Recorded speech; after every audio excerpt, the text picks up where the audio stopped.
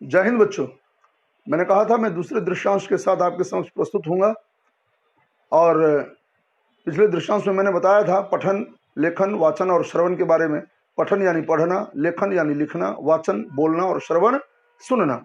जी हाँ, भाषा से इन सब बातों का पूरी तरह से जुड़ाव होता है। हम भाषा से ही पढ़ना सीखते हैं, उसी से लिखना सीखते हैं, फिर बोलना हमें आता है और जब हम बोलते हैं तो एक अच्छे वाचक के लिए सुनना तो बहुत ही फायदेमंद होता है, सूदमंद होता है। आगे बढ़ते हैं।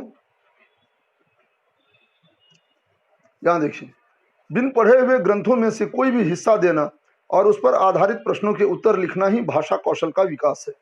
उक्त गुणों के आधार पर व्यक्तित्व का निर्माण और फिर चरित्र का सुगठन हो पाता है। अब यहाँ बहुत सारी बातें हैं बिन पढ़े हुए, इसमें मुझे नहीं लगता कोई ऐसा है। आप चाहें तो मैं ग्रंथ को कर सकता हूँ, ग्रंथ को कर देता हूँ, हालांकि आप जानते हैं ग्रंथ क्या है। यहाँ देखिए, पाणिनि जी, महादेवी वर्मा, प्रेमचंद, फणीश्वर नाथ रेणु और ये हैं वासुदेव नंदन जी। कौशल क्या है यह भी बताना जरूरी है। उक्त गुणों के आधार पर व्यक्तित्व का निर्माण और चरित्र का सुगठन। चरित्र मैं पिछले अध्याय में बता चुका हूं आपको, पिछले बहुत सारे दृश्यांशों में। व्यक्तित्व के बारे में यहाँ बता दूं, यह भी बता चुका हूं व्यक्ति का होना। चरित्र को भी लगा दीजिए, रेखांकित कीजिए। बिन पढ़े हुए ग्रंथ यानी जो बड़े आकार की पुस्तक होती है, ज्ञान का जो भंडार लिखित रूप में होता है, उसको हम ग्रंथ बोलते हैं। कौशल क्या है? कौशल यानी निपुणता, गुणवत्ता, है ना। तकनीकी ज्ञान में पारंगत होना ही कौशल है। तकनीकी ज्ञान ही कौशल है। तकनीक यानी टेक्निक, अंग्रेजी का शब्द है लेकिन इसे हिंदी में तकनीक के रूप में जानते हैं। व्यक्तित्व क्या है? मैंने कहा था व्यक्ति यानी मनुष्य जो है, और त्व लगाकर भाववाचक संज्ञा बनती है। व्यक्तित्व का मतलब होता है व्यक्ति का होना। निर्माण, रचना करना। चरित्र क्या है? चरित्र आपके समस्त हाव भाव और व्यवहार का जो समेकित आकलन है ना, निचोड़ है। समाज के द्वारा जो किया जाता है, जो अपनाया जाता है, जो देखा जाता है, जो बनाया जाता है, जो निचोड़ तैयार किया जाता है किसी व्यक्ति के बारे में, उसके समस्त हाव भाव को देखते हुए उससे जो रूप बनता है समाज की नजर में, वही चरित्र है। अब यहाँ क्या है? बिन पढ़े हुए, यहाँ मैं बात कर रहा हूँ अपठित गद्यांश के बारे में। अपठित गद्यांश, अनसीन पैसेज आप अंग्रेजी में बोलते हैं, है ना। क्या होता है अपठित गद्यांश में? एक हिस्सा दे दिया जाता है, उस हिस्से में बहुत सारे शब्द हैं, एक अनुच्छेद है ना।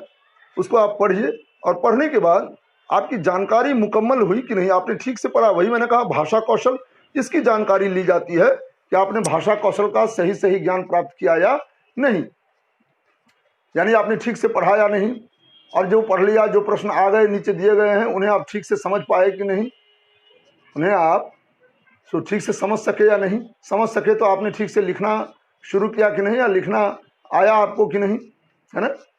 जब लिख लिया तो क्या वह सही रूप में लिखा गया कि नहीं लिखा गया। अब मौखिक रूप में जब कोई पूछेगा या आपको सुनाएगा, कभी कभी ऐसा होता है कि हम मौखिक रूप में कुछ बोल देते हैं और बच्चों से बोलते हैं कि जो बोला गया वह हूबहू सुनाइए, उसी तरह सुनाइए, या फिर मुख्य मुख्य बातें जो हैं सो सुना दीजिए। वही श्रवण कौशल है। तो मेरा यही मकसद है, क्योंकि अपठित गद्यांश हम लोग पढ़ने वाले हैं। क्या होता है अपठित गद्यांश? अपठित का मतलब होता है जो पढ़ा गया न हो। गद्यांश यानी गद्य यानी कि निबंध या किसी आलेख का हिस्सा जिसमें छंद न हो, तुक न हो। बिन पढ़े हुए ग्रंथों में से कोई भी हिस्सा देना, उसमें से निकाल लिया जाता है एक हिस्सा, और उस पर आधारित प्रश्नों के उत्तर लिखना ही भाषा कौशल का विकास है। एक हिस्सा दे दिया जाएगा, वह आप ध्यान से पढ़िए और उस पर आधारित जो प्रश्न दिए गए हैं उन प्रश्नों के उत्तर आप लिखिए। यदि आपने ऐसा कर लिया तो सही मायने में भाषा कौशल का विकास होता है।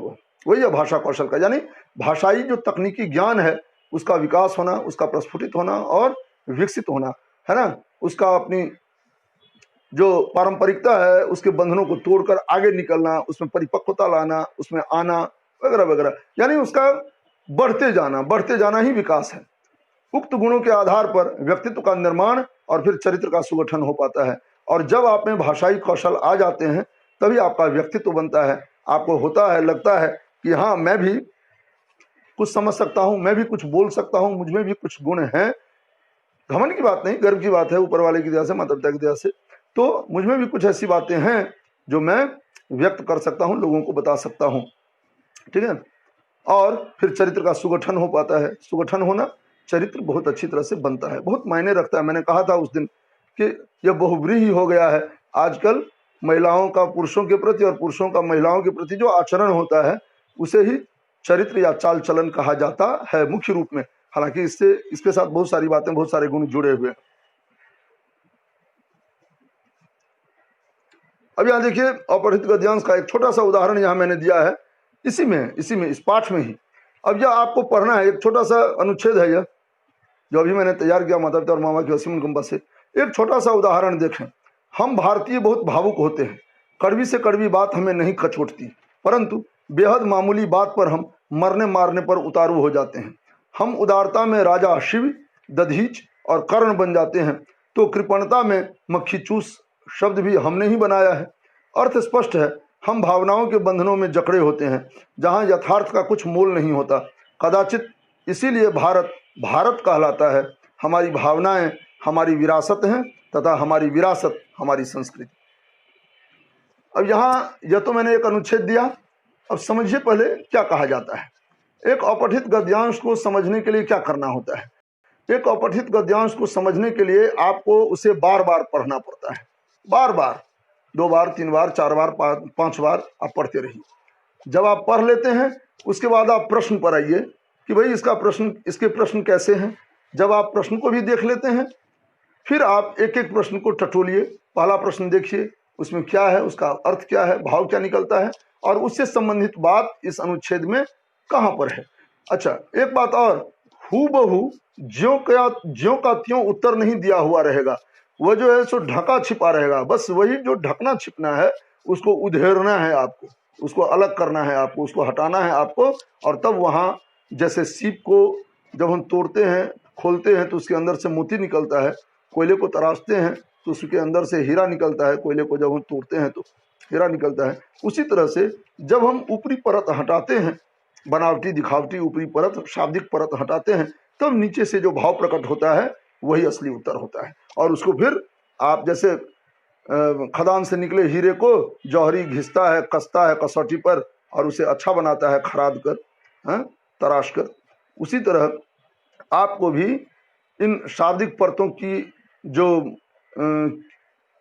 एक परत है, इस परत को हटाकर उसके नीचे से शब्द का जो मोती है, अर्थ का जो मोती है, भाव का जो मोती है, वह चुनना है और उसे तराश कर उत्तर रूपी हीरे के रूप में सो प्रस्तुत कर देना है। यही होता है। और जहाँ जहाँ है वहाँ आप अंडरलाइन, हालांकि परीक्षा में अंडरलाइन करना मना होता है, फिर भी एक छोटा सा उदाहरण देखें। हम भारतीय बहुत भावुक होते हैं। भावुक का मतलब होता है भावनाओं में बहने वाला। कड़वी से कड़वी बात हमें नहीं कचोटती। सही बात है, अपने यदि हमें कुछ कठोर बात भी बोल देते हैं तो हम गुस्सा नहीं करते, लेकिन कभी कभी क्या होता है, यही अपने जब तिलमिलाहट भरा अपमान कर देते हैं तो वही बहुत छोटी सी बात, मामूली सी बात अटक जाती है, कलेजे में गड़ जाती है और हम मरने मारने पर उतारू हो जाते हैं। नन्ही सी बात। हम उदारता में राजा शिव, दधीच और कर्ण बन जाते हैं। ये सब महान विभूतियां हैं। राजा शिव, इन्होंने एक बाज को, कबूतर को न मारने की खातिर अपना मांस खिला दिया और बाद में पता लगा अपने आप को काट कर चढ़ा दिया तराजू पर। और बाद में कक्षा में बताऊंगा पूरी तरह से यह कहानी। बाद में दोनों प्रकट हो गए। बाज धर्मराज थे, यमराज थे, और कबूतर धर्मराज, दोनों प्रकट हो गए और कहा क्या कि हम दोनों आपकी परीक्षा लेने आए थे। दधीच, वृत्रासुर नाम का एक राक्षस था, उसका अंत नहीं हो रहा था, तो पता लगा कि जो निस्वार्थ भाव से अपनी हड्डियां दान करेगा, उन हड्डियों से वज्र बनेगा और तब इंद्र उस वृत्रासुर का नाश करेंगे। वही हुआ। कौन करेगा? तो दधीच नाम के एक ऋषि थे।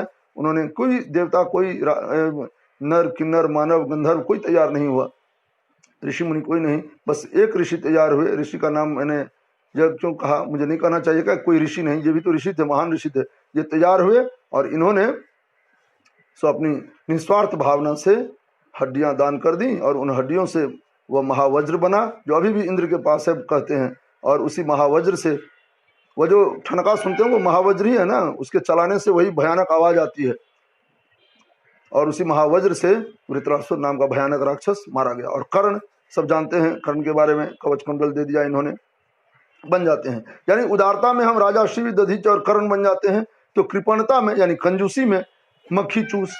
हाँ, मक्खी चूस एक शब्द हम लोगों ने ही तो बनाया है। मक्खी चूस, मक्खी चूस मतलब चाय में मक्खी गिर गई, मक्खी को चूस कर फेंक दिया कि उसमें जो लगी हुई चाय है वह भी व्यर्थ ना जाए, बेकार ना जाए, इसीलिए शायद नाम इसका मक्खी चूस पड़ा है। शब्द भी हमने ही बनाया है। अर्थ स्पष्ट है, हम भावनाओं के बंधनों में जकड़े होते हैं जहां यथार्थ का कुछ मोल नहीं होता कदाचित। इसीलिए भारत भारत कहलाता है। यहाँ भारत को मैंने, एक भारत बिना इन्वर्टेड कॉमा के है और दूसरा भारत इन्वर्टेड कॉमा में है, भारत कहलाता है। हमारी भावनाएं हमारी विरासत है। विरासत यानी परंपरा में जो हमें अपने पुरखों से मिलता है, तथा हमारी विरासत हमारी संस्कृति। संस्कृति यानी मौलिक सोच, उन्हीं के आधार पर हमारी मौलिक सोच बनती है। ये पाणिनि महोदय हैं, पाणिनि, और ये हैं आपके नागार्जुन, जिनकी कविता आप पढ़ते हैं, नागार्जुन जी हैं। यहाँ आइए, अब उक्त गद्यांश पर आधारित प्रश्न देखें। हम भारतीय भावुक क्यों हैं? भारत भारत क्यों है? उदारता में हम क्या बन जाते हैं और क्यों? मक्खी चूस का अर्थ स्पष्ट करें, गद्यांश को उचित शीर्षक से सजाएं। देख रहे हैं, अब जो हमने पढ़ा उसके आधार पर यहाँ ये प्रश्न बन जाते हैं, है ना। हम भारतीय भावुक क्यों हैं? अब आपको वहाँ उत्तर देना होगा। क्यों भावुक हैं? क्योंकि हम भावनाओं में बहते हैं और भावनाएं ही हमारी संस्कृति के रूप में है। भारत भारत क्यों है? क्योंकि हमारी भावनाएं ही हमारे यहाँ प्रधानता पाती हैं, इसलिए भारत भारत है। हम यथार्थ या फिर हम व्यावहारिकता को कभी कभी छोड़ देते हैं, त्याग देते हैं और दिल की बात सुनते हैं, दिल पर हाथ रखकर कसमें खाते हैं, क्योंकि हम भावनाओं के साथ जीते हुए हैं, उठते हैं, बैठते हैं और मरते हैं। इसीलिए भारत की ये भावनाएं ही भारत की आत्मा है। और आज इसीलिए भारत हमेशा से रहा है और रहेगा। उदारता में हम क्या बन जाते हैं और क्यों? उदारता में हम राजा शिव, महर्षि दधीच और कर्ण बन जाते हैं। क्यों? क्योंकि हम, वही बात, उदारता भी भावना से ही आती है, सबके मूल में वही भाव है। तो जब हम भावुक होते हैं, भावनाओं में बहते हैं और भावनाओं की जब प्रचंडता हमारे हृदय में उत्पन्न होती है, प्रगाढ़ता उत्पन्न होती है, तो हम कुछ भी कर सकते हैं, अपने आप को लुटा देते हैं। मक्खी चूस का अर्थ स्पष्ट करें। मक्खी चूस यानी जो मक्खी को भी न छोड़े, उसे भी निचोड़ ले, उसे भी चूस ले। गद्यांश को उचित शीर्षक से सजाएं। हम और हमारी भावनाएं, या भारत और भारत की भावनाएं। हम ही भारत हैं और भारत ही हम हैं। चलिए, यहाँ ये दूसरा जो है ये दृश्यांश में समाप्त कर